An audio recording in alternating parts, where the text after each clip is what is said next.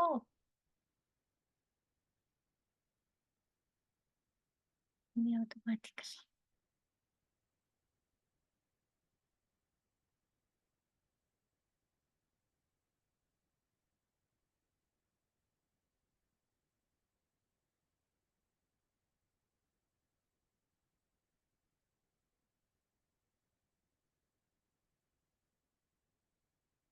Χαίρετε, χαίρετε.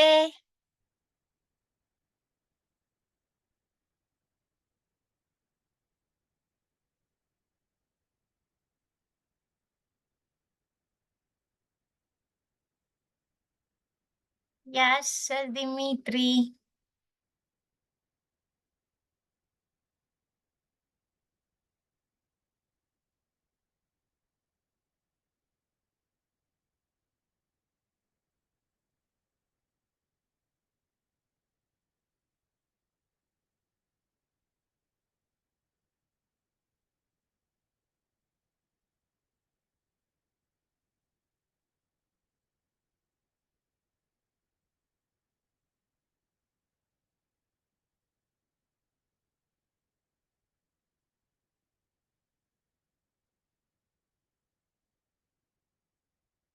Γεια σου Δημήτρη μου. Όλα καλά?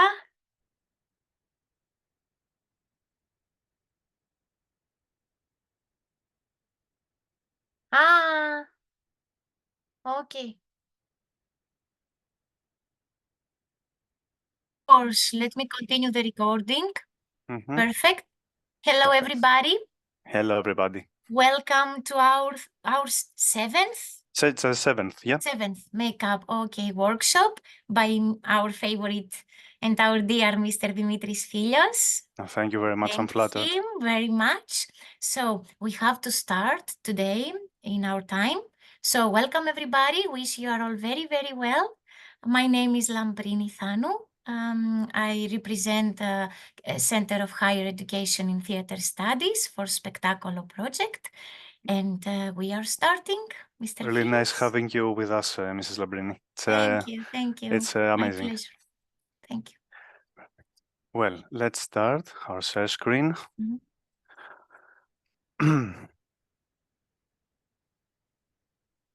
Give me some minutes.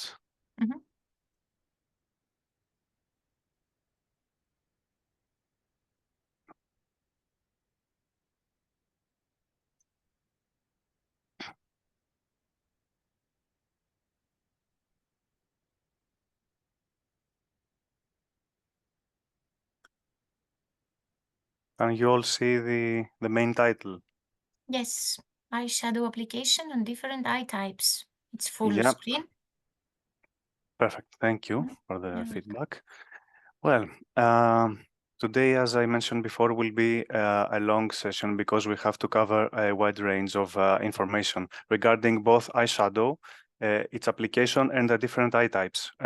There are currently 10 well-known eye types. Some could say there are less than that, but we'll be covering 10 today in order for you to have a big range of options should you meet anything similar on the market. So correcting and enhancing eye shapes using eyeshadows involves understanding eye shapes primarily and applying makeup techniques that flatter and balance the individual's features. We have these eyeshadow types: powder eyeshadow that can be either pressed or in loose form. The most common form consists of finely milled powder pressed into a pan. That's the pressed powder. It offers a wide range of colors and finishes from matte to shimmer. And we also have the loose powder, which is a finely milled powder stored in jars. It provides intense pigmentation, but can be a bit messy to apply since it's in a loose form. Then we have cream eyeshadow that comes in a pot, stick, crayon, and pencil. Regarding pot cream, it is an easy material to blend, and it often has a long-lasting formula. Regarding stick cream, it has an easy application. That's the most significant trademark. It's great for quick on-the-go makeup, you could say. We got crayon and pencil forms, easy to apply directly on the eyelid as well. It often has a creamy texture that can be used as a base for other eyeshadows, probably in a loose dry form. We got a liquid eyeshadow in a tube and wand form. It comes in a similar tube as lip gloss, you could say, with a wand applicator. It provides a metallic or glossy finish and dries quickly as well. We got gel eyeshadow. It is usually in a pot and waterproof. We got baked eyeshadow. This one, I wasn't familiar with the baked eyeshadow myself. It is created by baking cream eyeshadow in an oven, resulting in a smooth blendable texture with a marbled appearance. It can be used either wet or dry, so it's a bit of a revolutionary material on the market. We got mousse eyeshadow. As in a foundation, it is a light and airy material, offering a soft and blendable texture with a velvety finish. We got mineral eyeshadow. That's mostly because refer to the materials we use to create it. It's made of natural minerals, such as the foundation. It is often free from synthetic ingredients, and it makes a very suitable product for sensitive skin. And then we have hybrid eyeshadows. This is a combination of formulas. You can have a blend of different eyeshadow types with this hybrid, such as cream to powder or liquid to powder, and it offers unique textures and finishes. The finishes with eyeshadow types can be either matte, that means no shine and a flat color. It is ideal for creating depth and contour. This is mainly used for correcting eye types. We'll see up next. We got satin finishes with subtle sheen between matte and shimmer, something in between. We got shimmer, which is a fine light reflecting particles for a glow effect. And we have also metallic and glitter effect. Metallic offering a high shine with a metallic finish, as its name suggests, and glitter with a larger, more noticeable sparkles for a more dramatic effect, you could say. Let's see the video here.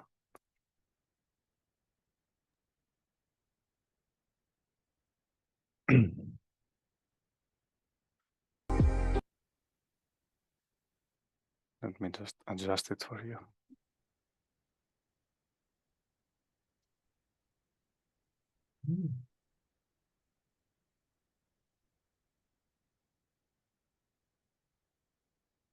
There you go. When it comes to eyeshadow, it's not limited to just powder formulas. There are also cream and liquid formulas available. Each of these formulas has its own unique features and suitability for different purposes. One of the great things about powder formula is the wide variety of colors and finishes available, allowing you to create diverse makeup looks. You can also layer the powder to create more dimensions and depth. Another advantage is that it's easy to control and pick up the product on your brush or applicator. However, be cautious not to use too much product, as it can lead to fallout and excess powder on your lid. The good side is that powder eyeshadows are suitable for everyone, whether you're a beginner or an experienced makeup enthusiast. One of the standout features of cream eyeshadows is their soft and smooth texture, which makes them incredibly easy to blend. They offer excellent color payoff without any fallout, giving you intense and vibrant eye looks. However, it's worth mentioning that cream eyeshadows can be a bit trickier for beginners. They require a certain level of skill and technique during application to achieve the best results. Cream eyeshadows are particularly well suited for those who have mastered specific application techniques. One of the standout features of liquid eyeshadow is their ability to provide a glossy and hydrated finish, adding a touch of luminosity to your eyes. The texture is incredibly delicate and lightweight, making it a breeze to apply. Not only that, but liquid eyeshadows also offer impressive longevity, ensuring your eye makeup stays put for hours. However, they tend to dry quickly, which can make blending a bit challenging and may result in uneven application. Liquid eyeshadows are best suited for those who have mastered eye makeup techniques and consider themselves experienced. If you're an eye makeup enthusiast who loves to experiment and has a knack for precision, liquid eyeshadows can be a fantastic addition to your beauty arsenal. Eyeshadow colors can be simplified into 4 main types: base color, transition color, deepening color, and highlighter. A standard 4-color eyeshadow palette is often recommended for beginners as it offers a well-balanced selection of shades. These palettes typically I'm stopping the video to mention something here in this part. The specific palette shown here is really important not only for beginners but for professionals as well, because it offers all you need to correct eye types. So you don't need to correct eye types using some specific colors, but those colors are quite suitable for correcting, because brown is more natural in appearance, so it can be more subtle in the eye. Okay, pay attention to this color selection in the palette. include the 4 types of shade mentioned just now.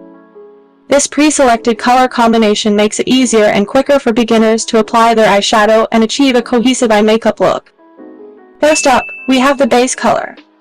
This is the lightest shade in your palette, usually matching your skin tone or a soft neutral shade like peach or beige. It serves as the foundation for your eyeshadow look, creating a smooth and even canvas on your eyelids. Moving on to the transition color. This shade is slightly deeper than the base color and acts as the main color for your eyeshadow look. Applied to the crease area, it adds depth and dimension, giving your eyes a captivating effect. The deepening color. This is a darker shade than the transition color, meant to create a gradient effect from light to dark. Applying this color to the outer corner and crease of your eyes adds definition and brings depth to your overall eye makeup.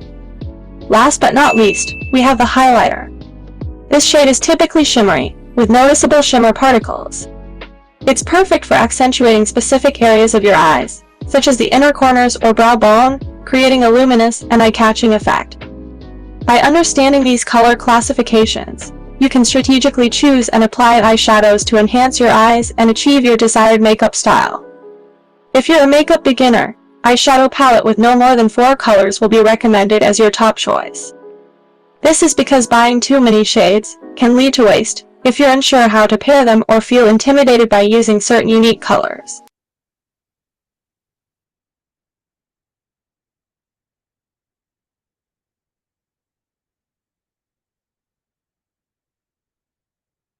Perfect. Moving on. Now, eyeshadows and skin tones. This is really important, especially for participants that asked me in the latest session, how do we pick up the concealer tone or eyeshadow tone for different color skin? So pay attention to this slide here.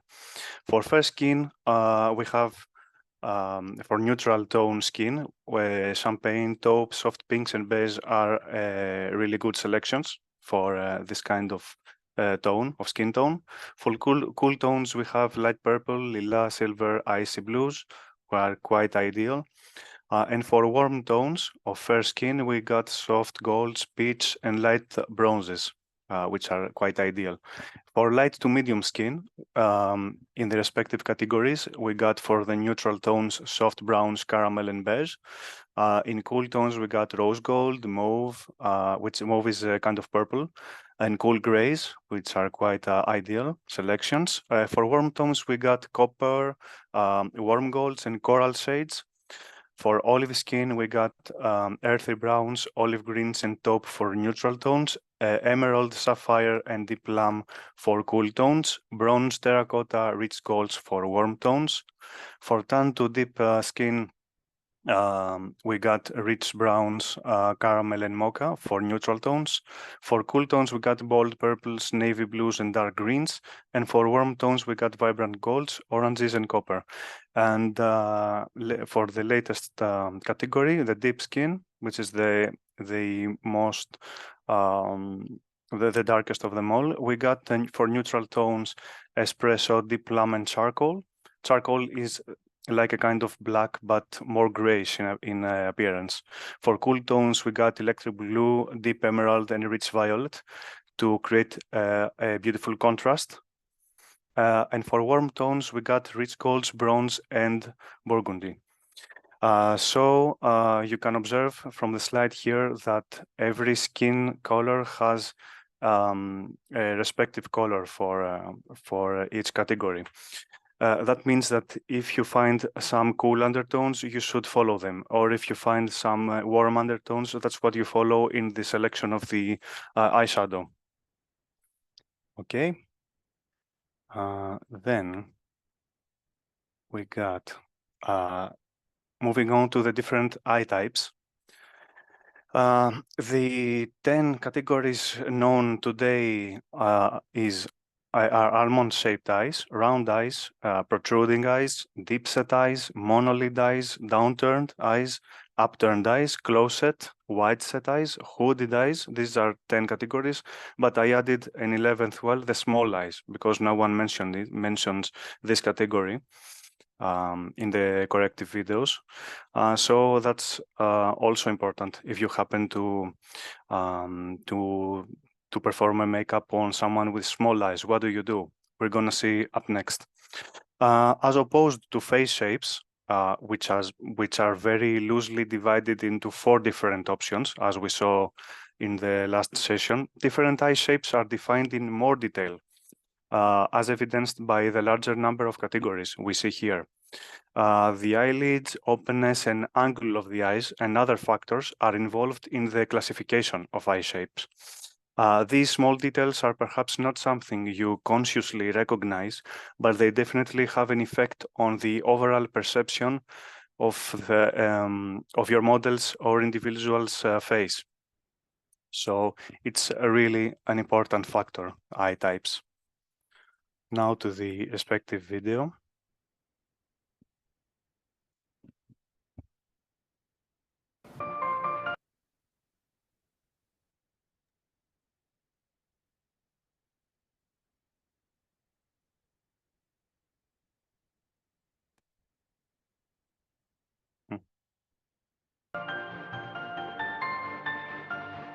In some cases, the crease of the eye drops heavily into the eyelid, giving the impression of a large brow bone and a small eyelid. This kind of an eye is classified as a hooded eye. Again, like the monolid, hooded eyes present some problems in eye makeup. Using bright or light colors on the eyelids brings the lid back into focus. Also, eyeliners tend to stick to the top of the lid, so it's wise to apply and request the individual to keep the eyes closed until dry. Well, our model here has typically what you would refer to as hooded eyes. Now the reason being, as you can see very closely, the upper lid, the brow bone almost drops onto the lid. So that's typically how a hooded eye looks. There are some cases in which this part of the eye, the lid on this side, the inner corner of the eye is more visible, but the brow bone drops over the crease and the lid on the outer end of the eyes. That also could be described as a hooded eye. Now the thing with this kind of eyes is you need to kind of cheat a crease, but not very deliberately. You can't really draw anything because there's no real space here to draw a crease. But having said that, smoky eyes look really nice on this kind of an eye shape, because smoky eyes are typically what would give this kind of an eye shape the illusion of a crease.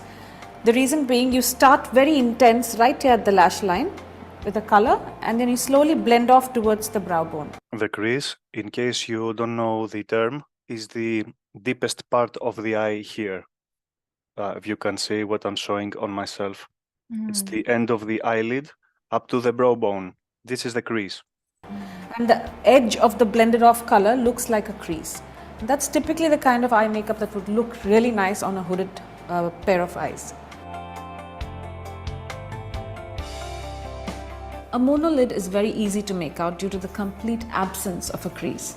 The crease is deeply folded into the eye and it's not even visible. Oriental eye shapes are commonly monolids. Monolids can be difficult to work with as the eye area does not present one with a prominent eyelid.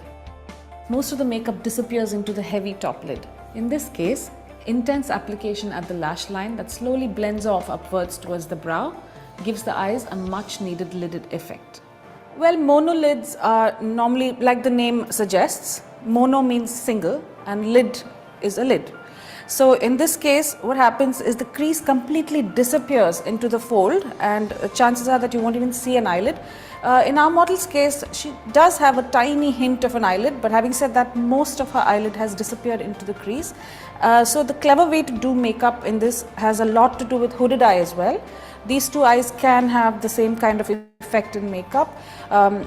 You start by intensifying the lash line. The lash line is where all the focus needs to be, and then you smudge as you go outwards. This kind of softens the eye. It gives it you get the perception that the eye is bigger, and also it gives the suggestion of a soft crease. Now, by drawing a crease deliberately here, you'll actually distort the shape of such an eye. The better thing to do is kind of sweep the color into a softness towards the brow bone. Smoky eyes work really well on this kind of eye shapes. Also, what works very well is liners. So liners, because thick liners, they can take really thick liners, you'll be surprised to know, because no matter how thick you draw the line, once they open the eye, it disappears inside. So it gives the idea that there's a thick liner on the eyes. Cat eyes work really well on these kind of eyes. They also lift the eye. So several things actually work on the monolid. I really like also the use of soft medium matte shades or bright pops of color, all in a smoky eye style. They look really fabulous on this kind of eye shape. Droopy eyes tend to slope downwards at the outer corners of the eye. They tend to give the illusion of sleepy eyes or sad eyes. While droopy eyes have been celebrated through the ages as being mysterious and intense, they need a few tricks to make them enchanting. Too much depth and darkness around them can cause them to appear more downturned.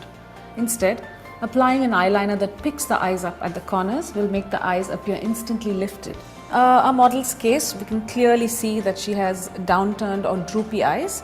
But in case you want to determine this eye shape and be sure that her eyes are droopy, you can take again a stirrer or a thin brush and hold it right in the center of the eyeball against the nose, and you will see that the outer corner of the eye does droop below the brush. That's a pretty clear indication that she has droopy eyes. Now in this case, what you don't want to do is draw harsh lines along the eyes that make the eyes look droopier. We are very attractive and very sought after eye makeup looks that have this droopy, perhaps the 1920s, if you've watched one of the history videos, all the eyes were droopy and they were deliberately made to look like that. But having said that, anything that's dark right on the rim of the eyes, both up and down, will make the eyes further droop. What you want to do ideally in this kind of eye shape is pick up the eyes so they're lifted from the outer corners of the eyes. Winged eyeliners work really well. So you draw a tick at the end of the lash line on the outer corner, and that will help lift this eye shape. Upturned eyes tend to slope upwards from the outer corner of the eye, giving the illusion of slight cattiness. Almond eyes tend to also be slightly upturned. These eye shapes do tend to take a variety of makeup well, although one should take the rest of the face into consideration as well. You can have a field day with eyeliners on these eyes, but remember to create the same angles on the cheekbones too. These eye shapes, varied as they are, may be differently set or positioned in an individual's face. This shape presents few challenges as far as creativity is concerned. Our model has upturned eyes, and there's a pretty straightforward way of determining that. Take a thin brush or maybe even a thin pencil or a stirrer would be great, and just place it midway from the eyeballs towards the nose, and you'll see the outer edge of the eye slanting above. And that would mean that your model has upturned eyes. If you mark the line and you see the outer corner of the eye sloping downwards, that would mean downturned eyes. But very clearly here you can see that she has upturned eyes. They're slightly sloping upwards from the corner. This kind of eyes are great for any kind of makeup. They take eyeliner shapes very well, and they also appear a little catty, which is great fun for anyone that likes and enjoys eyeliners. A variety of shapes can be tried on this kind of eye shape. Now on the same model, I'm showing you how you can determine and describe almond eyes. Normally, people with almond eyes do have slightly upturned eyes, because that is, if you see an almond as it is, you will see that there's a slight slope on the outer edges of the almond. Very similarly, don't go by the size of the eyes. This is not about large eyes or small eyes. It's largely about the shape of the eyes. Even if the eyes are not very large, they can be almond and upturned, in which case, in her case, that's evidently so. In an almond shaped eye, you'll see that the eyeball actually does graze the upper and lower lid. So it's not an eyeball that's surrounded by the white. The iris is never surrounded by a white. The eyelids actually graze the top and the bottom of the eyelid, and that's a fabulous way of determining this eye shape. And also, almost always, almond eyes are slightly upturned. If the eyes seem farther apart from the nose, they are wide set. This may even be measured quite accurately by a simple measurement. If the distance between both the eyes is more than one eye width, the eyes are wide set. With wide set eyes, they seem very far apart from each other, so any makeup application should focus on bringing them closer into an average position. The standard application of light eyeshadow in the inner corners and darker colors in the outer corners will have to be tweaked to suit this eye shape. It has a lot to do with contouring and highlighting of the nose as well. Makeup should be focused at closing in the distance between the two eyes. So basically the distance between the two eyes will be short of the eye's width. Could you just help us here? So that would be the width of her eye, but when she places it exactly that on her nose, tear duct, you'll see that her tear duct is still visible from the other side. So this distance is actually still short. Her one eye width doesn't quite fit in at the center of her face. So that would mean that her eyes are far set away from each other, away from the nose. So there'll be a fair bit of distance between the two eyes from the inner corners, you'll be able to see. What's great in terms of makeup is that you can actually give the illusion by pulling the eyes together. So if you see in a traditional eye makeup where you blend two colors together, you normally place a light color here and a darker color here. But in this case, it might actually work to give a small illusion of shadow closer inside, so the eyes look more drawn together, or contour the sides of the nose, darkening them so it doesn't look so wide apart. So basically you decrease the amount of light that there is in the center of her eyes. That would make the eyes come closer together into an average position. Close set eyes are set closer to the nose. If the eyes are set less than one eye width, they are close set eyes. These eyes are positioned exactly opposite of the wide set eyes. They appear closer to the nose. So highlighting the part of the nose between the eyes will put some distance between the eyes. Also, the standard eyeshadow application will work well to pull this eye position slightly apart. So on our model here, you will be clearly able to see that the eyes are close set.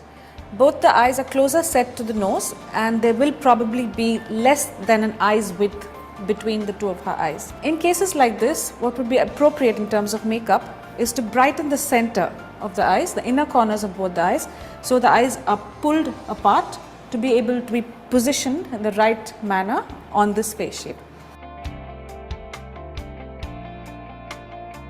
Deep set eyes tend to give the illusion of being sunken and deep inside the face. The bones around the eyes, such as the brow bones and the cheekbones, look prominent. Using fresh or bright colors will bring the sunken eyes back to the fore. Using very deep colors as contrasts in the crease will set these eyes further back into the face. Every effort may be made to bring deep set eyes forward. Highlight colors on the eyes or metallics will work very well to achieve this.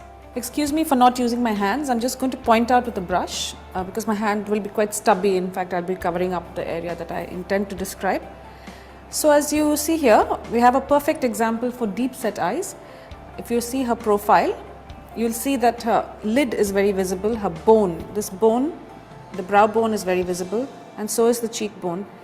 And the eyes are quite set quite deeply into her sockets. This is a typical example of deep set eyes. You'll be able to see a lot of the lid, and the crease is also quite definite. Now, in an eye shape like this, while it is flattering, you can do a hell of a lot of beautiful eye makeups in this with this eye shape. But having said that, could you look straight up? If you notice, when she looks straight up, the crease is very definite and quite deep. So you want to avoid accentuating that any further unless the look demands it. So if she needs to look naturally beautiful, you wouldn't go too far into the crease with a dark color, because that will set her crease further and further back. Of course, there'll be demonstrations in future videos, but this is just to recognize the fact that she has deep set eyes, which are far into her sockets. What will bring them out is the correct application of a concealer as well. Once you conceal these kind of eyes, it will brighten and immediately they'll come back to the fore. Another thing that's really beneficial on these kind of eyes is to use light colors on the eyelids. That will also bring the eyes back to the fore, and a medium color in the crease, so the crease doesn't go right back into the socket. So that's how to make up or recognize deep set eyes.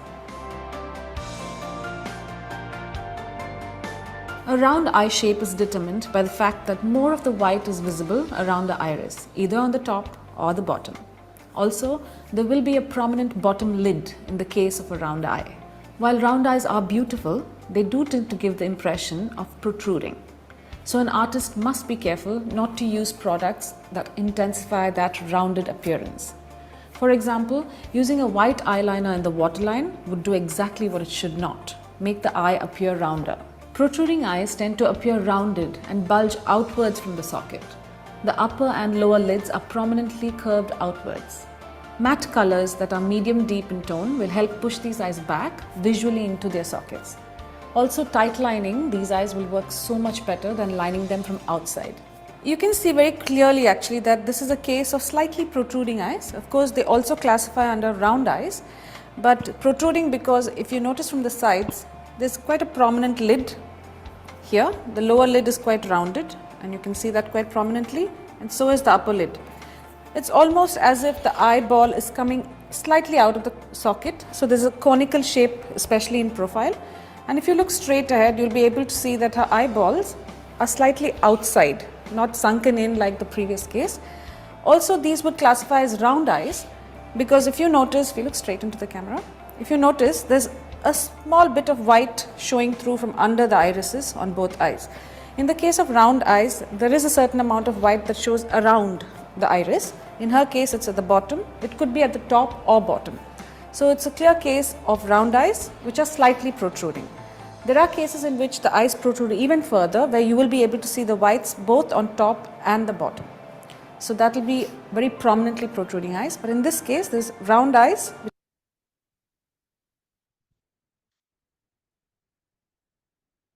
And I know it's a lot of information for now with all the eye categories, but we're gonna go through each one of them right now.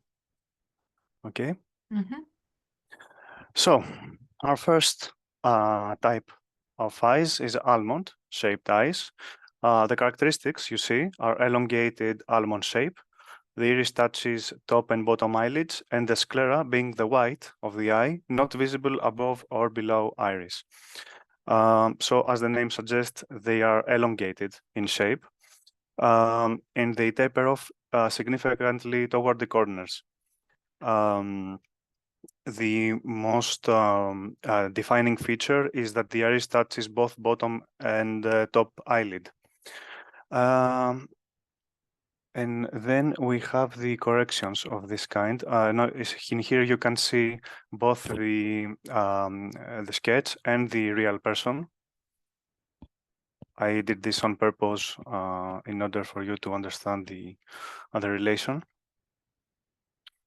So correcting almond eyes, mainly we need to enhance the natural shape, not correct something exactly, because almond-shaped eyes are the most ideal of them all. So we make them look even more stunning than what they are. Now, we start by applying eyeshadow primer or concealer on the entire eyelid. We then apply a beige shade, usually being a beige light pink, on the lid up to the brow bone. And these two first steps are the same in every eye category, so we don't change anything in here. But from the third step on, things start to change. We define the crease, that's the third step. So we select a medium shade eyeshadow, such as a soft brown or taupe. We use a fluffy blending brush and apply the shade into the crease, starting from the outer corner and sweeping it inward. This defines the crease and adds dimension as well. We blend well to avoid harsh lines at all times. And then we need to darken the outer corner. We choose a darker shade, like a deep brown plum or charcoal. And with a smaller, denser brush, with denser hair, we apply this color to the outer V of the eyelid, the outer third of the lid, and slightly into the crease, meaning we blend it inward toward the center of the lid and slightly upward into the crease to create depth and lift the eye even more. This is to enhance the almond eye shape. We don't need to lift it more than it is, but if you desire, you can as well do it to create a more cat eye look. We add the lid color by picking a shimmery or satin finish eyeshadow in a shade that complements the medium shade used in the crease. This can be a gold, a bronze, or a champagne color. We also apply the shade to the center of the lid using a flat eyeshadow brush or the fingertips to pack on the color, so we can apply layers of color with our fingertips as well. But we cannot blend an eyeshadow from the very start, from the very beginning. It's just for some lid color. We blend the edges where it meets the darker outer corner to ensure a seamless transition. And then we highlight the inner corner and brow bone. This we do with a pale gold, champagne, or pearl shimmery shade. Then we have the lower lash line. With the same medium shade we used in the crease, we lightly smudge it along the lower lash line using a small pencil brush. For added depth, you can apply a touch of the darker shade to the outer part of the lower lash line, so it can do a really good transition from the dark eye shade to the medium shade. We always use a clean blending brush to ensure all shades are well blended with no harsh lines. And then we apply eyeliner and mascara. We apply eyeliner close to the upper lash line. You can also create a slight wing to accentuate the natural lift of the almond eyes, even though it is not necessary. You line the lower waterline with a nude or white pencil to make the eyes look larger, because most of the times almond eyes are a bit, how can I say that, more cat-like in appearance. So you don't see the sclera very often. It's like they're like this sometimes. So you just need to put white pencil or a white or a nude color inside the eye in the waterline here. To make the eyes look larger. So, or you use a dark pencil for a more dramatic look. If you do a smoky eye, for example, you finish with a few coats of mascara on both the upper and lower lashes to define and open up the eyes. But you also have some additional tips in this. As almond eyes can pull off almost any eyeshadow color, you can feel free to experiment with different shades and finishes. So don't be worried to try things with this eye shape.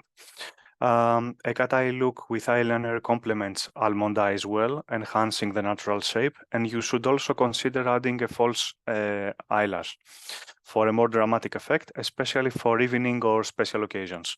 But we'll go through eyelashes on another session, so don't stand too much on this. Then we have round eyes, where the sclera, white, usually is visible above and below the iris. The inner and outer corners have less prominent taper than almond eyes. The taper is this part of the eye, in case you didn't understand the term. Okay, if you can see my cursor, it's this on the eye. It's the outer edge, the taper. And you also have visible crease in the upper eyelid skin. Correcting round eyes, the two steps we mentioned before, the two first steps are the same. So by defining the crease, we select a medium matte shade again, such as soft brown or taupe. We use a fluffy blending brush, apply the shade into the crease, starting from the outer corner and sweeping it inward as before. But we focus on elongating the shape by extending the color slightly beyond the outer corner. So we have to get rid of the roundness and give a more almond-like shape like before. We darken the outer corner as before by choosing a darker shade like deep brown, plum or charcoal. Those are usually the same in every eye, deep brown, plum or charcoal. These are the same selections. We use a smaller, denser brush to apply the color to the outer V of the eyelid, to the outer corner, concentrating on the outer third and blending it inward. We extend the shadow slightly past the outer corner to create a more elongated cat eye effect, and we blend it into the crease and slightly upward to avoid a round look overall. Again, we add a color to the lid with a shimmery satin eyeshadow, gold, bronze, and champagne, that is. We highlight the inner corner and brow bone as well with a shimmery shade. That can be a pale gold, champagne, or pearl. And regarding the lower lash line, with the same medium used for the crease of the upper lid, we lightly smudge it along the lower lash line using, again, a small pencil brush. For added depth, we can apply a touch of darker shade to the outer part. This helps with elongating the eye, and we extend it slightly outward to match the upper lid.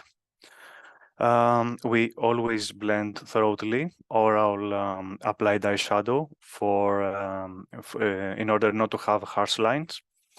And then regarding eyeliner, we apply eyeliner close to the upper lash line. Again, we start with a thin line at the inner corner and gradually thicken it as you reach the outer corner. So it is always a winged eyeliner with round eyes.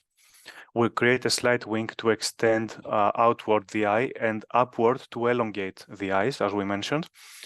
If you prefer lining the lower lash line, you keep it subtle and only apply it to the outer third to maintain the elongated look. So don't go too heavy with rounded eyes underneath. We apply a few coats of mascara on both the upper and lower lashes to define and open the eyes. And if desired, we apply false lashes that are longer at the outer corners to further enhance the elongated effect. Now, regarding protruding eyes, as you can see here, the eyeballs are set further in the eye from the eye socket. They protrude from the face. They have prominent shape of eyeball. The sclera white is highly visible, I'm sorry, and the eyelids don't reach the iris usually. So usually they give the impression that they are big eyes apart from protruding. And as you saw in the video before, you really have to use shades to minimize the protruding effect. So smoky eyes work greatly with this. Now, correcting protruding eyes, 2 steps are the same in the beginning. We contour the crease in this instance. We use a dark eyeshadow shade to contour the crease by applying it directly into the crease and blending it upward slightly. This helps create the illusion of depth, making the eyes appear less protruding.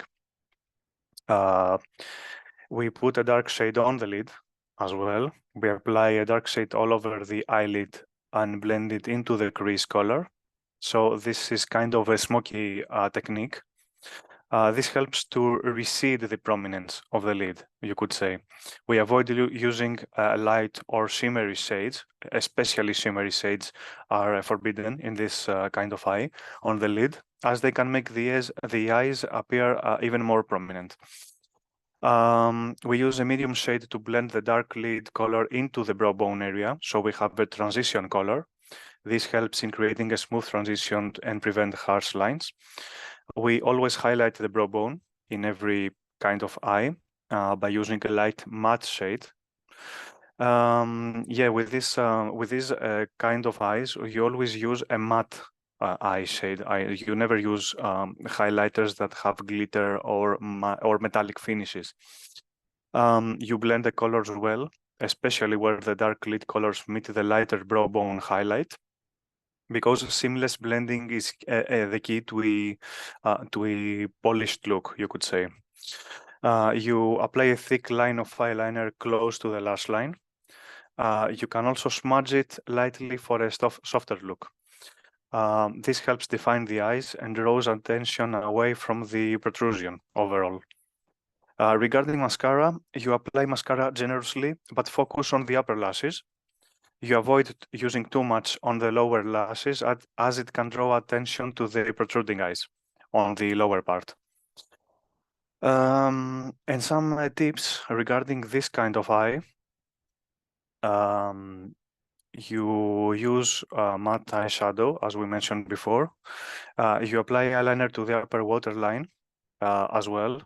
The upper waterline being the inside of the eye, but inside the eye here.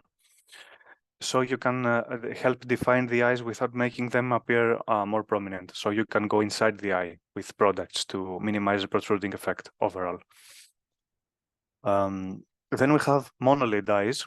These are quite significant and let me add, difficult to manage.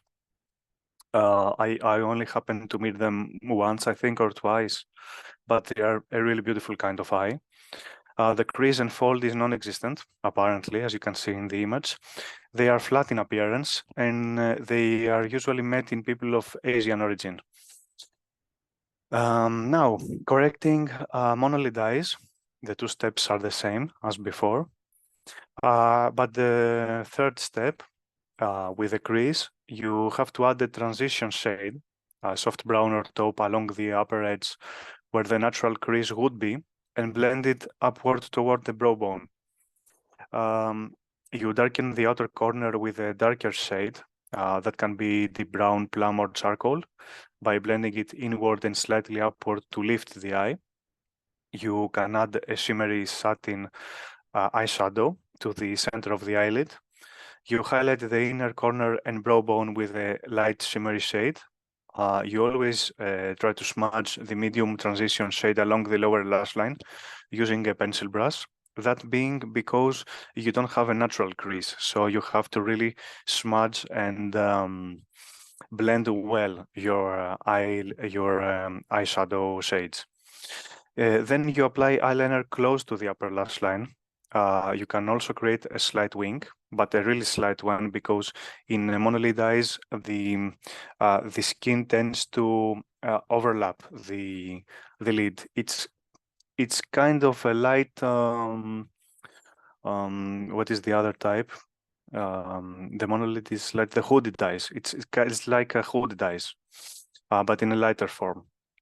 You use a lash curler to lift the lashes and apply a few coats of mascara on both the upper and lower lashes as well.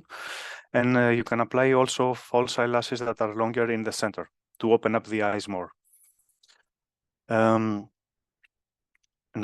some additional tips regarding monolid eyes. You can create dimension with layers. Since monolids lack a natural crease, layering shades from light to dark can help create the illusion of depth.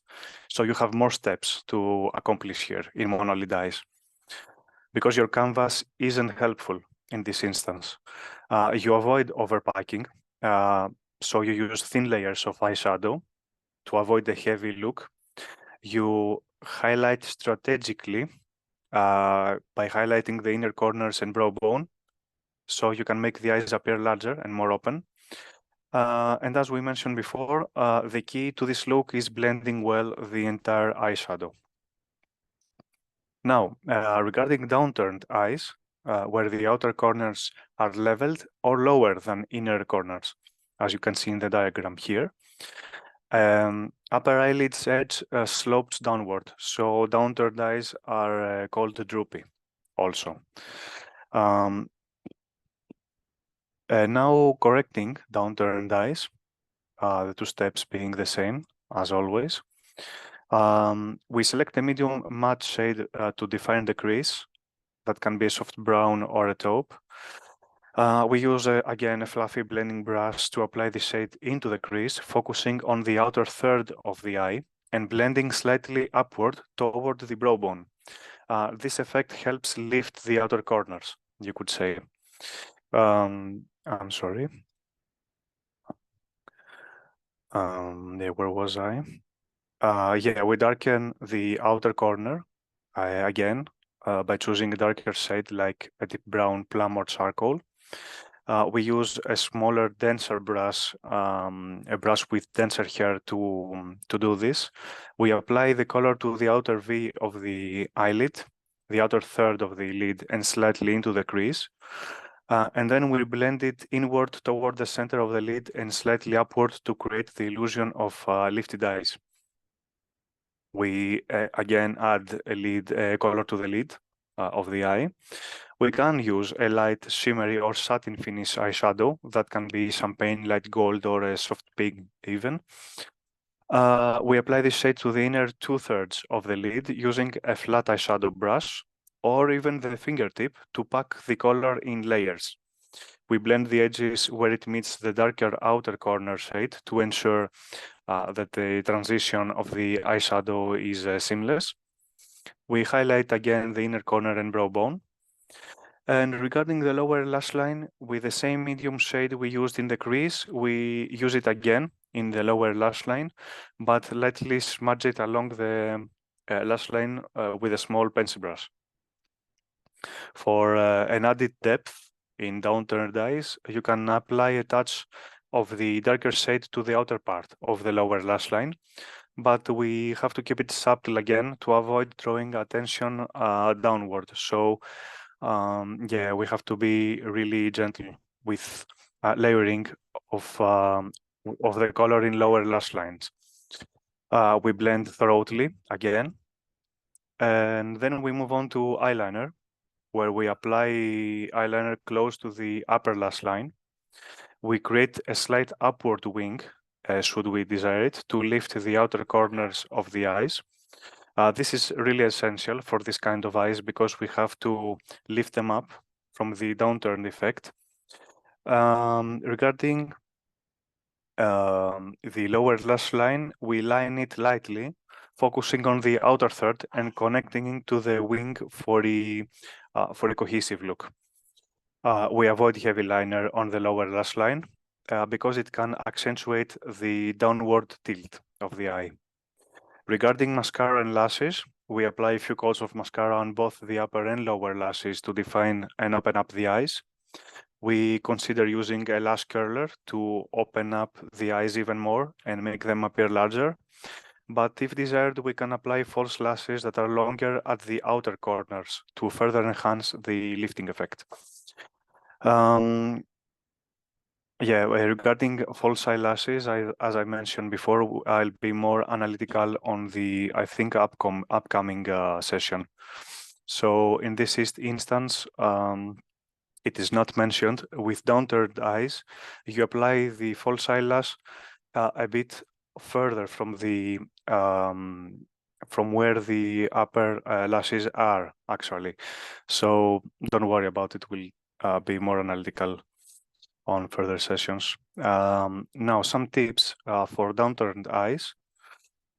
We avoid dropping the shadow on the corner.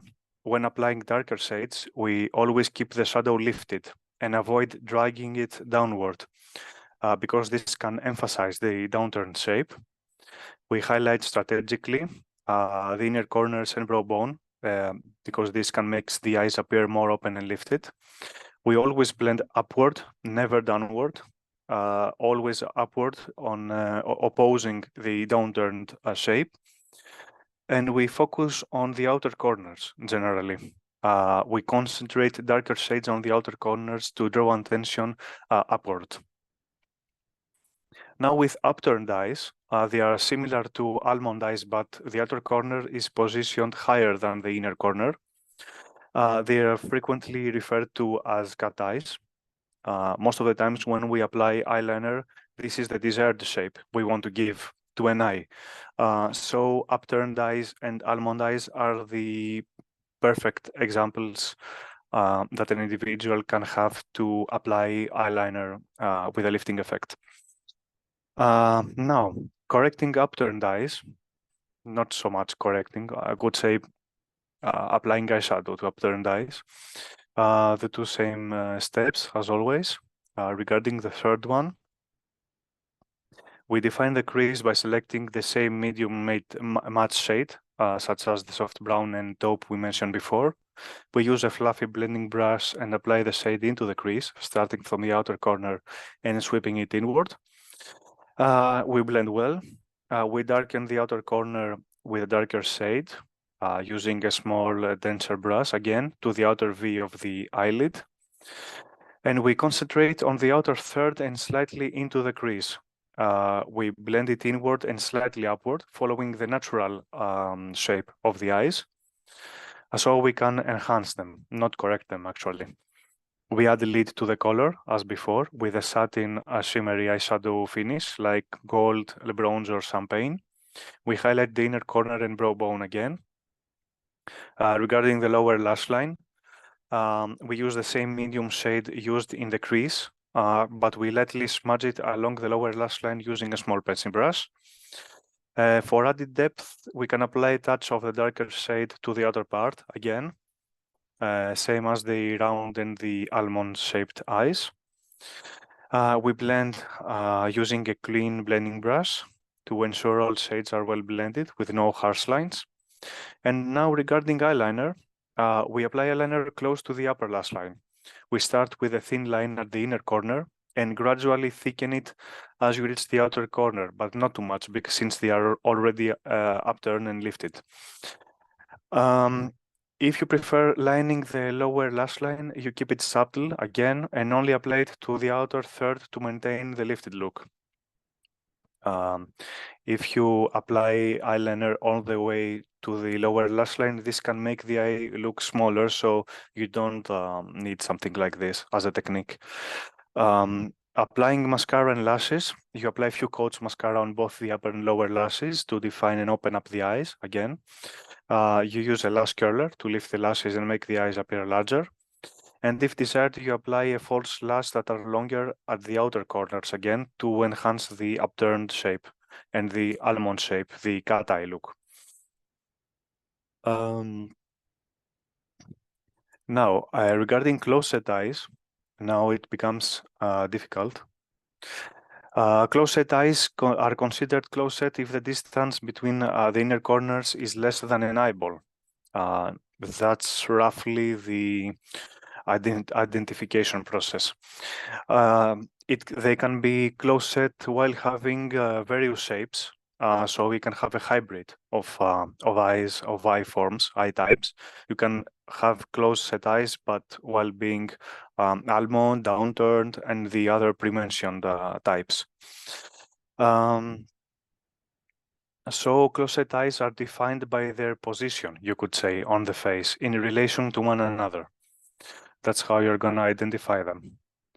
Now, correcting close-set eyes, you have to pay attention to the inner part of the eye mostly. You always put concealer all the way in the interior of the eye, generally.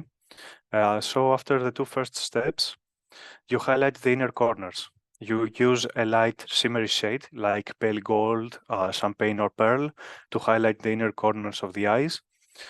You create then the illusion of more space between them. And then you proceed by applying a medium shade to the crease, to the natural crease. You select a medium matte shade as before, soft brown or taupe. You use a fluffy blending brush and apply the shade to the crease, starting from the outer corner and sweeping it inward, stopping about 2/3 of the way in. So you don't go all the way with the shade inside. You have to leave the inside of the eyes quite blank, you could say, blank and luminous.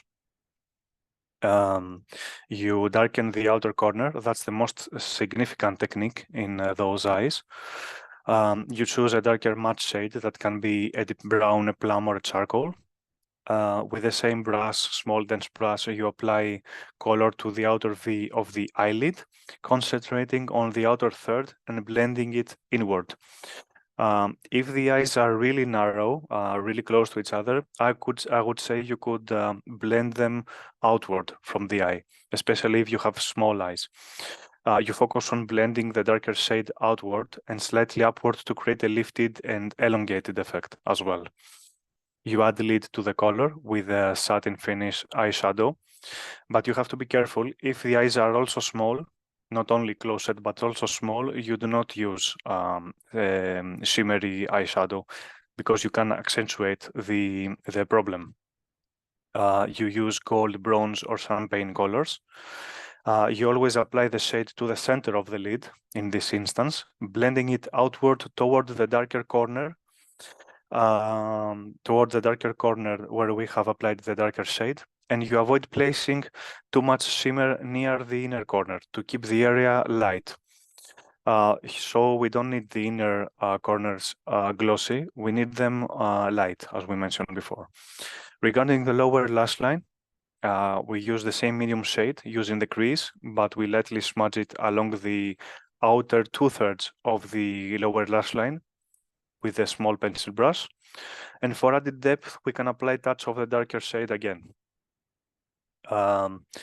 Regarding eyeliner, we apply eyeliner close to the upper lash line, mostly. We start with a thin line at the inner corner and gradually thicken it as we reach the outer corners. We create a slight wing that extends outward and upward to elongate the eyes and draw attention away from the inner corners.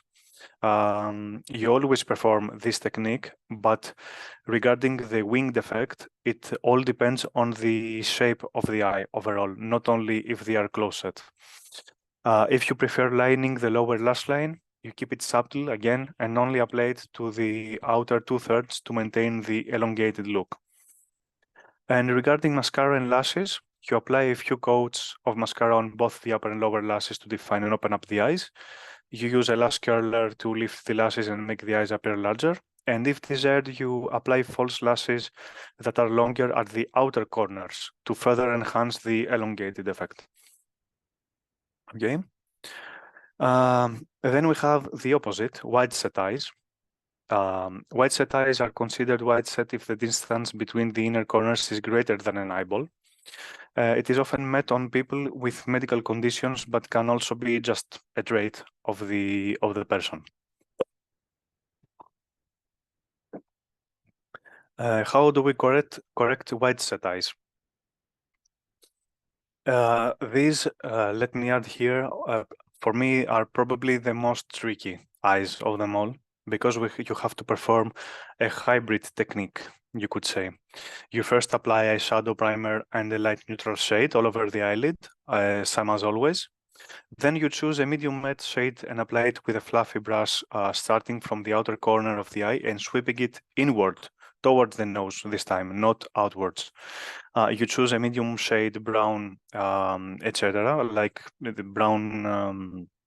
This can be brown plum and charcoal.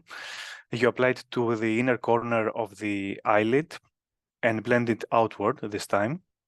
But if the eyes are downturned on or round, you can apply a darker shade to the V of the outer corner and blend it inward. You apply a shimmery satin shade to the center of the lid. You highlight the brow bone again under the arch of the brow, this being this area here. You smudge the medium matte shade along the lower lash line, starting from the outer corner being more intense and inward. So you use a pencil brush for this.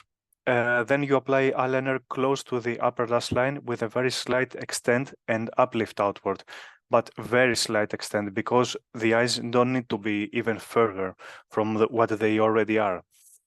You apply mascara on both upper and lower lashes after using a lash curler to lift them up. So making the eye appear even more larger is beneficial for us since it makes us take our eyes away from the problem, you could say. Regarding false eyelashes, it is better to use a pair longer in the center. So with this kind of eyes, you always use the whole area of the eyelid and you apply eyeshadow on the whole area. So by applying eyeshadow with this technique alongside with contouring the side of the nose, because most of the times these eyeshadows, these kind of eyes are further apart because of the nose shape in between. So you have not only to use the whole area of the eye and paint it with eyeshadow, but you also have to contour the side of the nose. this being helpful from our previous sessions. Then we got hooded eyes. That means we have excess of skin hiding the natural light crease. Skin sometimes extends past the edge of the upper lash line, so that's why it got the name hooded eyes. Now, correcting hooded eyes, we apply a medium matte shade again above the natural crease with a flat and fluffy blending brush, not on the natural crease, but above the natural crease. We apply a darker shade to the outer V corner of the eye with a small dense hairbrush, slightly into the crease above the natural fold and blend it inward and upward. Because these kind of eyes tend to be droopy as well, because of the excess of skin. We apply a light shimmery shade to the center of the eyelid, but subtly. We highlight the inner corner and brow bone with the same shade. We apply a smudged medium shade as the one for the crease to the lower lash line and apply a touch of darker shade to the outer part with a small pencil brush. We then apply a thin eyeliner close to the upper lash line, but create a slight wing if desired, not too much. Because of the fold here on the eye, you cannot perform a big wing of eyeliner. Since you'll have the skin folding all the time, it's quite possible your eyeliner won't remain the same as the one you applied it. The shape of the eyeliner will be altered since the skin falls on the eyelid. We then apply mascara on both upper and low lashes after using a lash curler to lift them. And if you desire to use a false eyelash, you use a pair with longer hair in the center. Okay. Then we have deep set eyes, where the eyeball is further back in the socket. It's the opposite of protruding eyes. The brow bone appears more prominent in this instance, but let me tell you something here in this instance. In the video we saw before, the makeup artist said that you always have enough space on the lid. That's not always the case. I've happened to see people having deep set eyes, but a really narrow shade, narrow area to work on with eyeshadow. So you can have a hybrid of deep set eyes while being really further back in the skull. Now, how do we correct deep set eyes? The two steps are always the same. But we, on the third step we apply a light shimmery shade all over the eyelid to make it pop in the front. We define the crease by applying a medium shade subtly, slightly above the natural crease. So we make the eye appear larger. We highlight the brow bone and inner corner of the eye. We apply a dark shade to the outer corner of the eyes again and blend it into the medium shade in the crease. We apply either a thin eyeliner or a smudged liner close to the lash line, because you don't have too much space to work with a big eyeliner. If you put a big eyeliner alongside the lashes, you'll almost lose the entire look. Then you apply mascara on both upper and low lashes after using a lash curler to lift them. So you maintain the whole look really light, really shiny overall. Some additional tips regarding deep set eyes. You avoid the dark shades on the entire lid, of course. Dark shades on the lid can make deep set eyes appear more recessed. You stick to lighter shades to use. Shimmery and light colors on the lid and brow bone can help bring the eyes forward. You apply eyeliner to the upper waterline, but tight lining the eyeliner. You can help define your eyes without making them appear more recessed in this way. And by curling the lashes, you benefit from the effect of opening them wider, making them appear less deep set. Now, the final category being small eyes.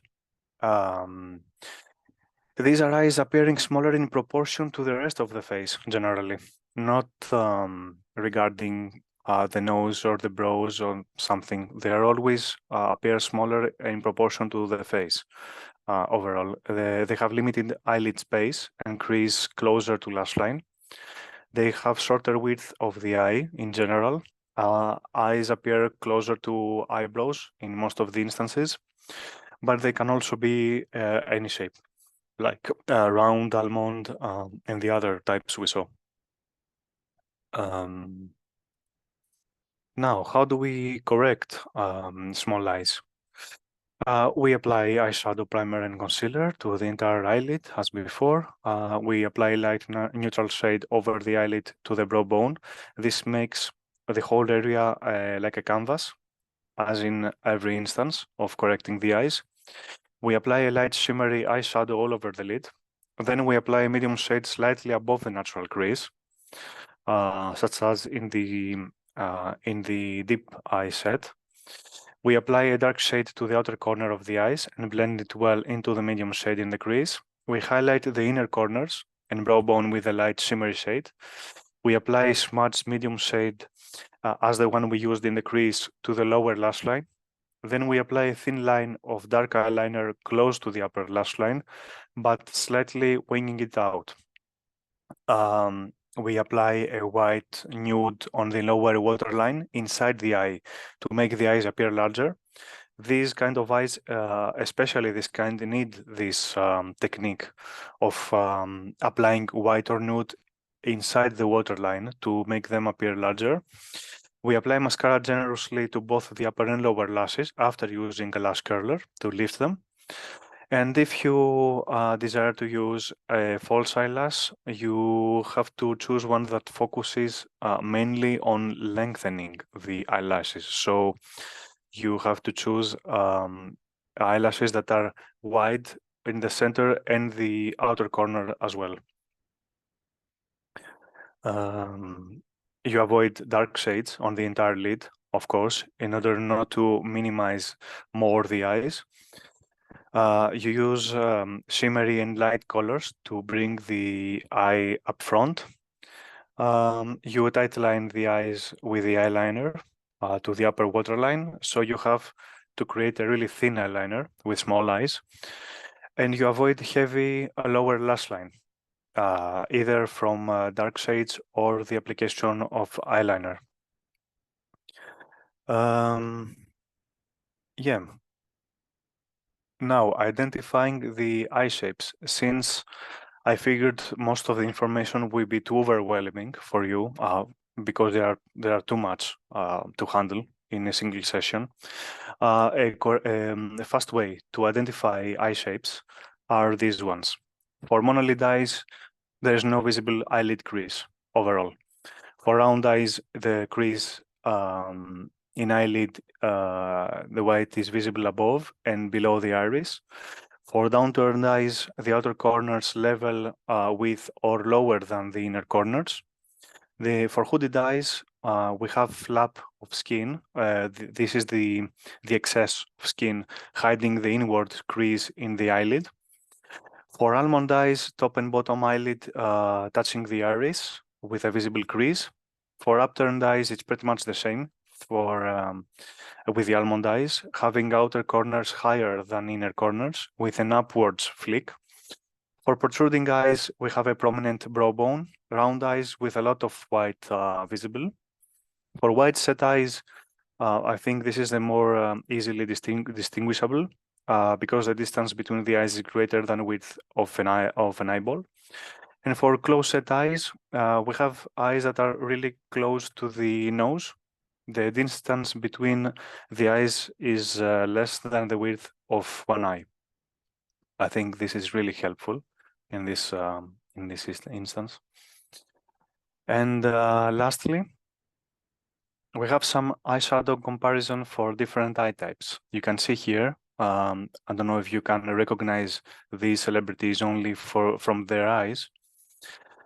We got some close set eyes, wide set eyes, monolid eyes, hooded, deep set, protruding, upturned, and downturned. But these are painted here. They have made makeup on, so you can almost see how they corrected their eye types. even though monolid eyes in this instance are not don't have makeup well applied. And you can see on the right the effect of eyeshadow applied with open and closed eye. This is really important. The last image on the right. Observe it for some minutes.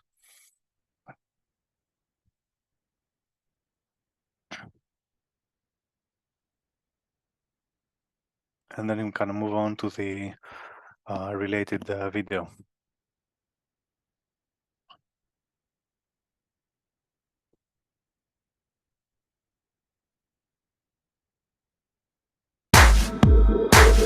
For the most flattering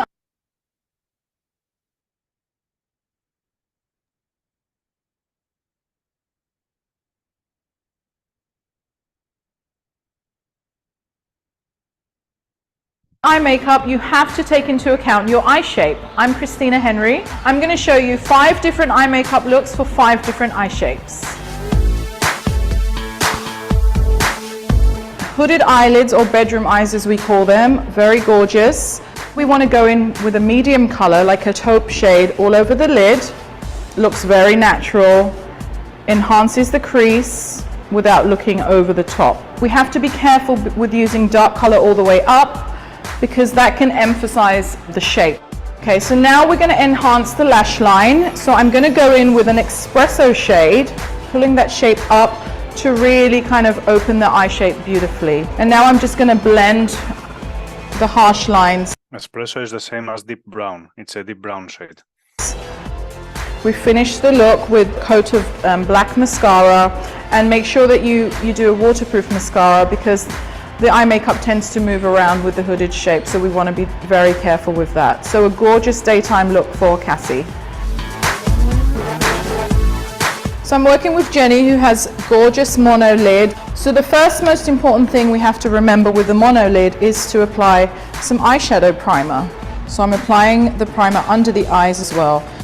I'm going to start with a contour shade just on the corners of the eyes, and then bringing it inwards. So almost like a V on the end of the eye, blending it into the eyes. We really want to, emphasize a crease that's really not there. So we're creating a crease for her.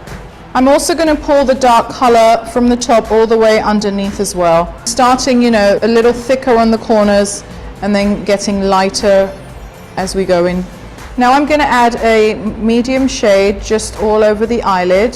It's a lighter goldish tone, and we can bring that color also into the corners of the eyes to add as our highlighter. Now to get some more definition, I'm going to go in with a black eye pencil. I'm pulling the corners out with my angled brush, and it's really giving her this gorgeous open shape. Now I'm going to add a little highlighter just underneath her brow bone. So she already has gorgeous eyelashes on, which look really great, by the way, with a mono lid. So now I'm just going to curl them to enhance them. And again, this really helps to open up the eye shape.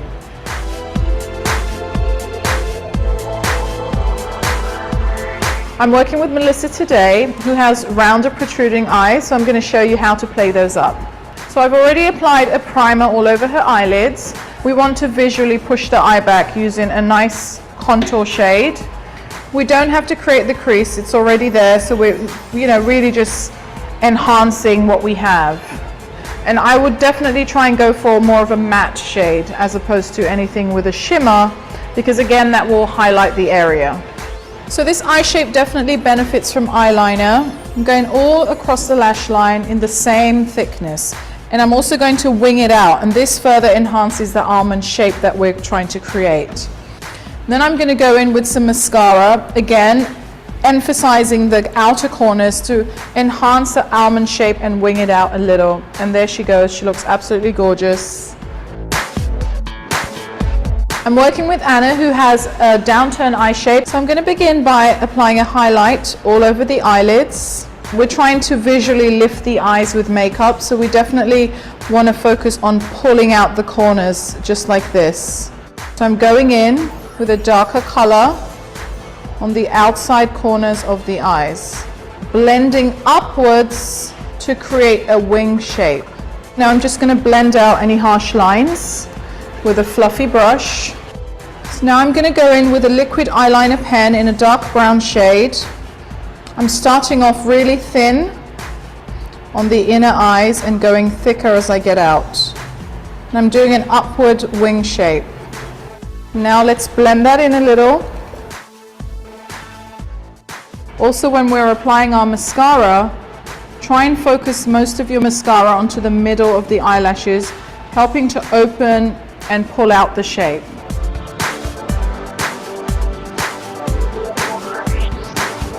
I'm working with Anna, who has deep set eyes, so I'm going to begin by adding a highlight shade all over her eyelid.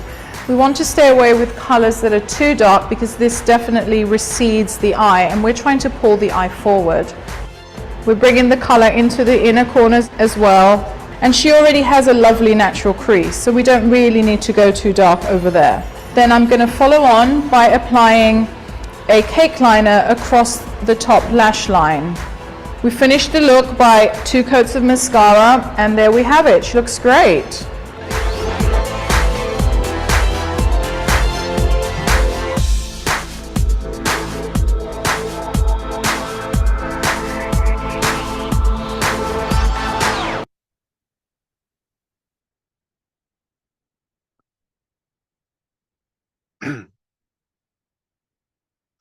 So that was pretty much it about today's session.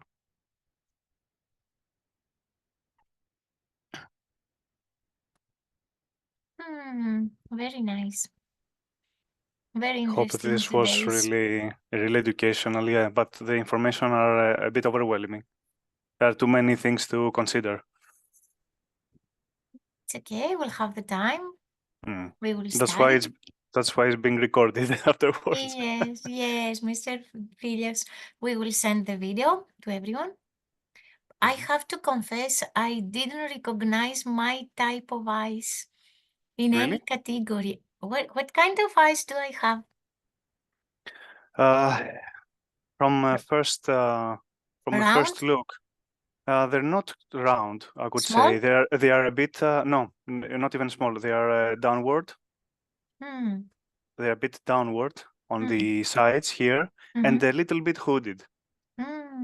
Thank you. Thank you, Mr. You're welcome. Filios. It's so interesting to learn your type. Yeah. Yeah. Most of the times you're gonna meet hybrids of shapes, of eye shapes, not just the regular types. So you have to be really careful with the eyeshadow application. But since most types are the same, makeup wise, you just apply makeup with the same way in 2 or more categories. It depends, actually. Yeah, it's an art. Every time I say the same, but yes, it's a special art. It's very interesting. It's a science. It's even a science, you could say. Yeah. Yes, yes, I agree. Better word, science. Yes, the science of art. Yeah. Do you have any questions regarding today's session? Yes. What kind of eyes are mine? Mrs. Mitrovic is wondering. She thinks her eyes are deep. Mrs. Mitrovic, where is she? Dragana, are you here, my dear? If you would like to open the camera, maybe. I cannot understand from the picture. The picture. I don't know if she's with us now. It's okay. Yeah, there she is. Yes, okay. So about the task, the first task, I would like to ask everyone if you took the right answer from Theatre Aeropio. I think deep. Sorry, it's lower Here internet. she's. Okay, Mrs. Dragana. Okay, Hello. it's here, the light. I Hello. found the light. No. We see your beautiful eyes. Nice shape. Nice shape, yeah. Maybe it's deep. You have a kind of a deep eyes, yeah. But you have a great space between the eyelid and the brow. So you can do a wide range of makeup, actually, but you mostly have deep eyes with almond shape. It's deep with almond, a combination of both. Deep and what else? Almond. Almond. Almond, huh? It's a Yes, combination, deep with almond. yes, I think deep. Yes. Mm. Thank you. Beautiful. Any homework? Do Very we have beautiful. homework for today? Not for today, unfortunately. I didn't have the time to prepare anything, and I prefer to give you some time more to revise everything up till now, and then you'll have a task again. Perfect. Okay. Did everyone took the right answer on the first task? You took the email from Theatre Aeropio. If someone didn't take, please write to the chat or speak now. Or send an email, actually. Or send an email, yes. Yeah, yes, we'll of forward course. it to you. Yes, of course. Okay. Anyone else? Someone wants to share something? Mrs. Judith, you didn't Judith. get the right answers. Okay, I noticed this. I will find your email and I will send it to you, Mrs. Perfect. Judith. Yes, of course, the right answer. Yes, thank you very much. I see the email along with today's video. I will send them to you. Perfect. And today's video to everyone also. Okay. Perfect. So, anyone else? You sent to Robert. Mrs. Miletic. Okay. I will find it. Okay. Mr. Kamtsis receives mails in Euro projects. I will find it. Okay. Don't worry. Mhm. Okay. So, anyone else in our company wants to share something? Apart from today's session, something regarding the task or previous sessions?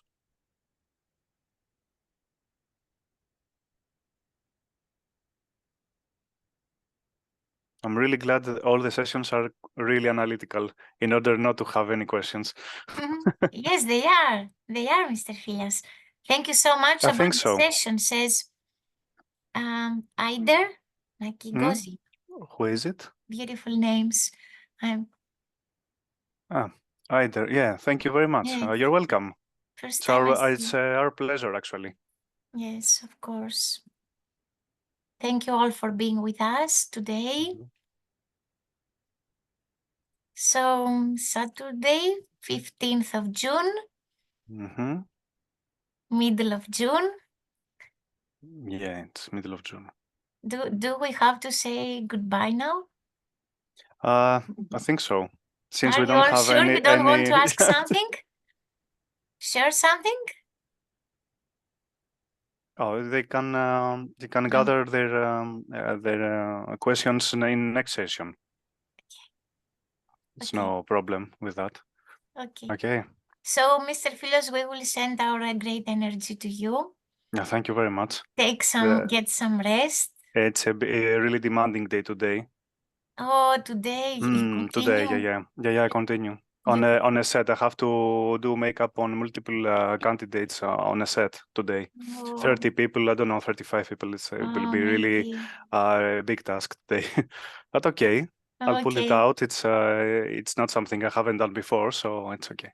Okay, so we send to you our great energy. Everything Thank you very to much go for very, this. very, very, very fine. I'll make sure about this. Strong and patient. Yeah. And tomorrow to take some rest. Thank you very much. And thank you very much for doing again host today. Thank you. Thank you. My pleasure, really, my pleasure to meet you all again. So, bye-bye. So it's bye-bye to everyone. Bye-bye. Take care, everybody. Bye. Have a beautiful weekend. Have a Thank you beautiful all. weekend, everybody. Thank you very much again. See you again. Thank you very much. Bye-bye. Take care. Thank you. Thank you. Thank you, Mr. Brini. Thank you all. Bye-bye. Bye-bye all. Thank you all. Kisses. Bye-bye.